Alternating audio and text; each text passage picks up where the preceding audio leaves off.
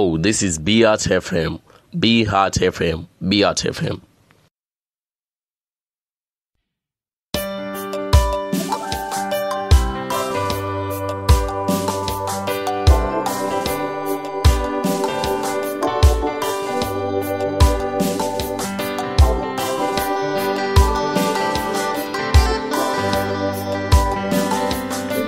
Hello, this is Beat FM. Be Heart FM.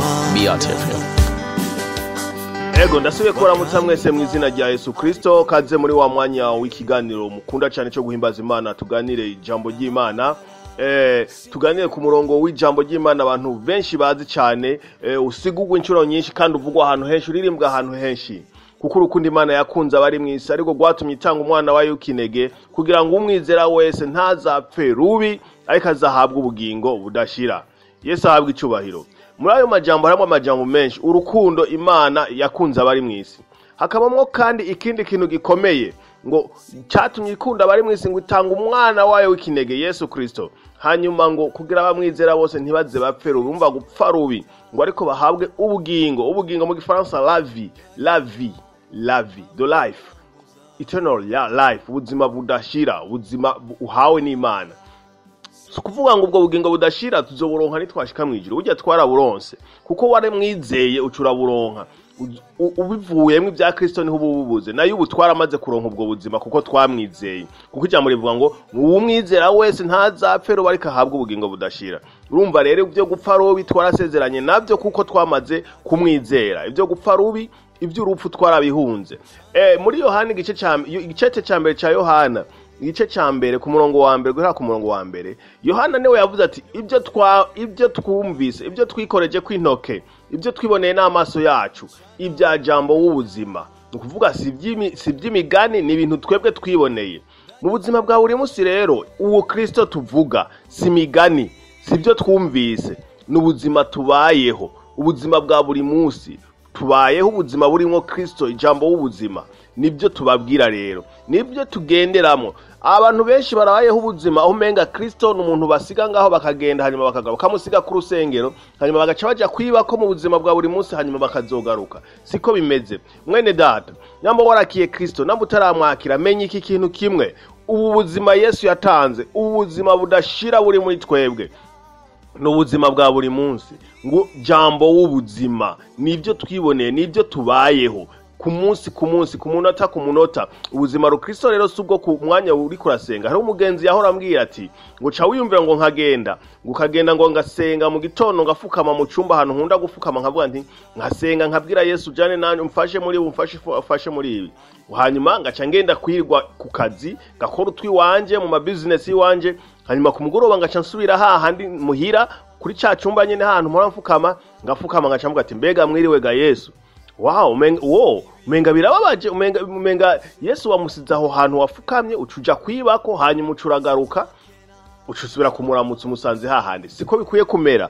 Kristo tujana ahantu hose mu buzima. Ubuzima ru Kristo, Yesu Kristo tujana ahantu hose mu buryo bwa mpwemu yera. Mpwemu yera agendera twongorera, no kuvuga tuba turi kumwe na Kristo. Agendera twongorera taha muri business, agendera kwongorera ati iki kirangure, iki kireke. Mpwemu yera ni wakubwira ati iri barabara ricemwo iri rireke. Mpwemu yera ni wakubwira ati iga ibi ntubyige. Mpwemu yera ni wakubwira ati ujya genda umubwira uko, ujya ntumubwira uko. Akadedomene k'ubuzima bwawe bwose Kristo turajana, kuko ngo ni jambo w'ubuzima, si w'urupfu.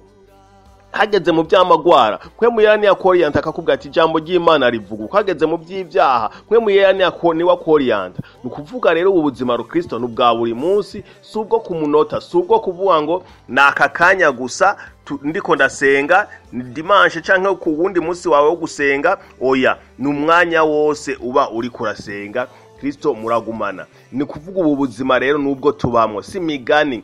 Mwene data, va muri ubwo buzima bw'imigani byo kumenga Yesu n'ujya tupfa kuririmba gusa hanyuma bigahereraho. Ubibemwo mu buzima bwawe bwa buri munsi, mugendane. Iyo uvuga ahantu hose, ubu buzima buratemba ni nk'uruzi rutemba rududubiza rutemba ruva muri wewe aho ushitse hose rugenda rurakiza aho wirirwa hose ubuzima buguma bubaho ubeho rero ubwo buzima aho geze hose ugume ubaho ureke kuba nk'uwapfuye kuko nuruzi rukiza inzuzi z'ubugingo inzuzi z'ubuzima pana inzuzi z'urupfu ngo nta byo gupfa rubi nuko rero ni nka kujya kuntu ahantu hari umwijima mwijoro iyo izuba ryatse uwo mwijima ucuhunga hakaganza umuco niko bikwiye kumera tukabaho ubuzima aho tugeze hose urupfu rurahunga aho tugeze hose urupfu rurahunga kuko twaronse ubuzima budapfa ni jambo w'ubuzima ari muri twebwe aho tugeze hose iby'urupfu birahunga muri domene y'ubukene tuhageze ubukene n'urupfu ubutunzi nibwo buzima aho tugeze hose muri domene ya sante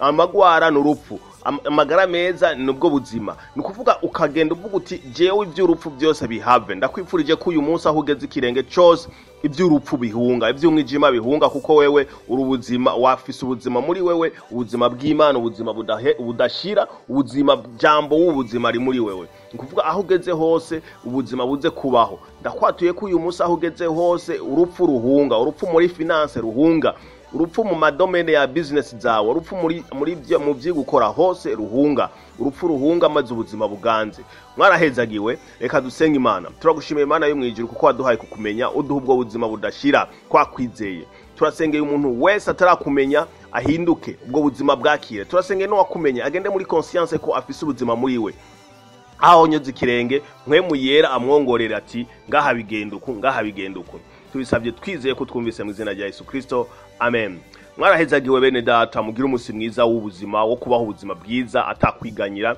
ubuzima buryoshe ubuzima burimo ibintu byose aho ugeze hose urupfu ruguhunge iby'urupfu byose bihunge haba mu majambo haba mu bikogwa haba mu business yawe yose kwishure aho wanyuze ikirenge iby'urupfu bihunge habe iby'ubuzima Yesu abongerereza umugisha. Hello, this is Be Heart FM. Be Heart FM. Be Heart FM.